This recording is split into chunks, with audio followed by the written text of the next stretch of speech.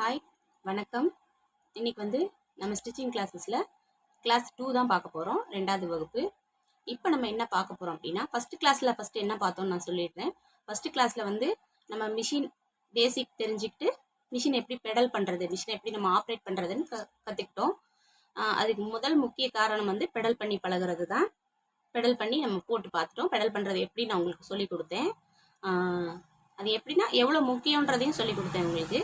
ஏன்னா ஃபஸ்ட்டு பேசிக்கே அதுதான். நம்ம மிஷினை பற்றி தெரிஞ்சுக்கிட்டு எப்படி பெடல் பண்ணி நம்ம மிஷினை கண்ட்ரோலுக்கு கொண்டு வரோன்றது தான் ஃபஸ்ட்டு வகுப்பில் பார்த்தோம்.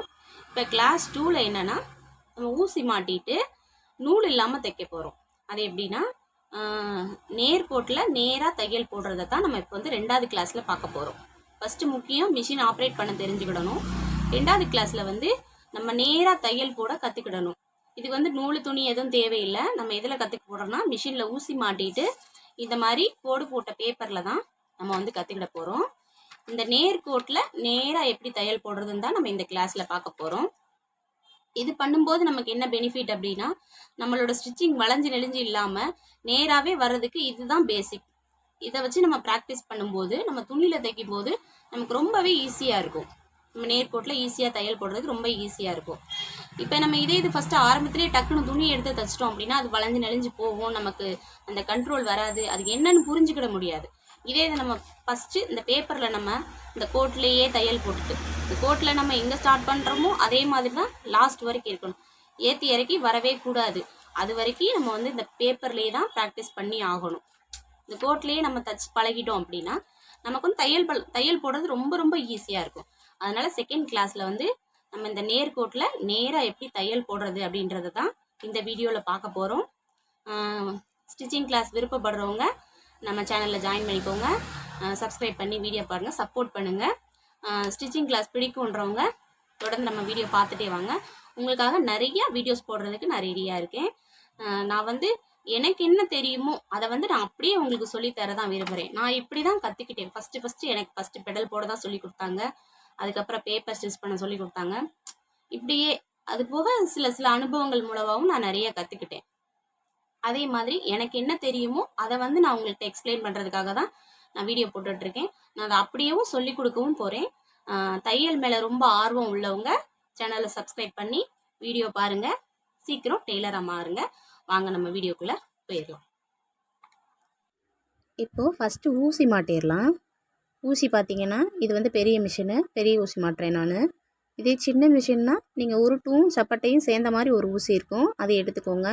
அதில் சப்பட்டையாக இருக்க பக்கம் நம்ம வலது கை பக்கம் இருக்கணும், உருட்டாக இருக்கிற பக்கம் இடது கை பக்கம் இருக்கணும். பெரிய மிஷினில் இந்த சப்பட்டை பக்கம் இருக்காது, மொத்தமாகவே உருட்டாக தான் இருக்கும். அதில் மெல்லிஸாக ஒரு கோடு இருக்கும், அது இடது கை பக்கம் இருக்கணும், இன்னொரு பக்கம் வலது கை பக்கம் இருக்கணும். அந்த மாதிரி மாட்டிக்கோங்க.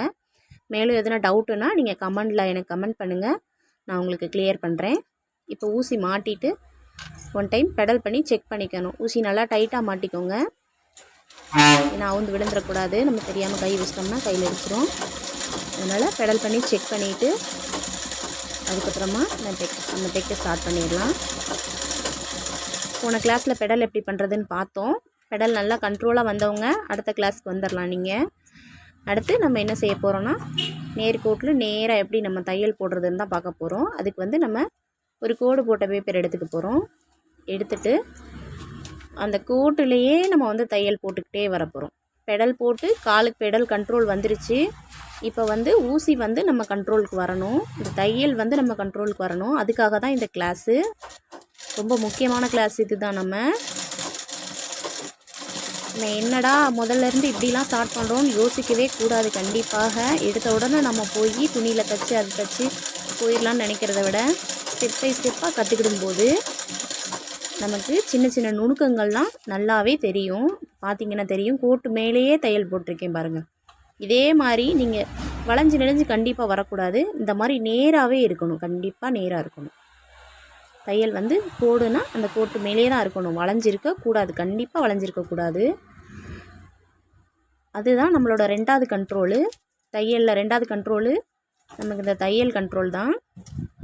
பார்த்திங்கன்னா நான் இப்போ வளைச்சி நெளிச்சு போட்டு காமிக்கிறேன் பாருங்கள். நம்ம கையை வளைச்சி நெளிச்சு துணியை பிடிக்க தெரியல அப்படின்றப்ப நமக்கு என்ன ஆகும், தையல் வளைஞ்சு போகும். பார்த்தீங்கன்னா தெரியுதா, கூட விட்டு அங்கிட்டும் இங்கிட்டும் நெளிந்து போகுது. இப்படி போனால் என்ன ஆகும், நம்மளோட தையலில் தைக்கும்போது துணி வந்து ஃபினிஷிங்காகவே இருக்காது, அசிங்கமாக இருக்கும். பார்க்குறதுக்கு ஒரு ஃபினிஷிங் இல்லாமல் அசிங்கமாக இருக்கும். தையல் இப்படி இருக்கக்கூடாது கண்டிப்பாக. மேலே நேர்கோட்டில் இருக்குது பார்த்தீங்களா, இதே மாதிரி நேராகவே போட்டு பழகணும். அப்படின்றப்ப நமக்கு முந்தி அடிக்கும் போதோ, சின்ன சின்ன கர்ச்சிப் தைக்கும்போது, மடித்து தைக்கும்போது இந்த மாதிரி நேராக வர்றது தான் நமக்கு கரெக்டாக இருக்கும். வளைஞ்சு நெளிஞ்சு வந்தால் துணி ஃபினிஷிங்காக இருக்காது, அது மாதிரி வரக்கூடாது. பாருங்கள், இப்போ நம்ம அடுத்தடுத்து போடலாம். நீங்கள் அடுத்த கிளாஸில் ப்ராக்டிஸ் பண்ணிக்கிட்டே இருக்க வேண்டியது என்னென்னா, பேப்பரில் நீங்கள் நேராக வர வரைக்கும் நீங்கள் இதே தான் போட்டு பழகணும். அதுக்கு அடுத்து தான் நம்ம அடுத்த ஸ்டெப்புக்கு போய் ஆகணும். ஃபஸ்ட்டு பார்த்தீங்கன்னா தெரியும், பார்த்தீங்களா, கோடுலேயே போட்டாச்சு. இந்த மாதிரி தான் இருக்கணும். ஓகேவா? இது மாதிரி அடுத்தடுத்து வரிசையாக போட்டு பழகிட்டே இருங்க. பார்த்தீங்கன்னா தெரியும், நான் நிறையா போட்டுட்டேன். இதே மாதிரி உங்களுக்கு கண்ட்ரோல் வர வரைக்கும் நீங்கள் பேப்பரில் போட்டு பழகணும். வளைஞ்சு நெளிஞ்சு கொஞ்சம் கூட இருக்கக்கூடாது. இல்லாமல் நமக்கு நேராக வந்துருச்சு அப்படின்னு தோணும்போது நம்ம அடுத்த கிளாஸை டைரெக்டாக போயிடலாம். பார்த்தீங்கன்னா தெரியும், நல்லா நேராக போட்டிருக்கேன்னா, இதுதான் நமக்கு செகண்ட் கிளாஸு. இதுக்கப்புறம் வந்து நம்ம துணியை தைக்க ஆரம்பிச்சிடலாம். நூல் போட்டு பழகிட்டு துணி தைக்க ஆரம்பிச்சிடலாம். இதுக்கடுத்து என்ன பண்ணலான்றதை நம்ம அடுத்த கிளாஸில் பார்க்கலாம். அது வரைக்கும் நீங்கள் பேப்பரில் ஸ்டிச் போட்டு பழகிட்டே இருங்க. எதுவும் டவுட்னா கமெண்ட் பாக்ஸில் கமெண்ட் பண்ணுங்கள். சப்ஸ்கிரைப் பண்ணிக்கோங்க. பாய்.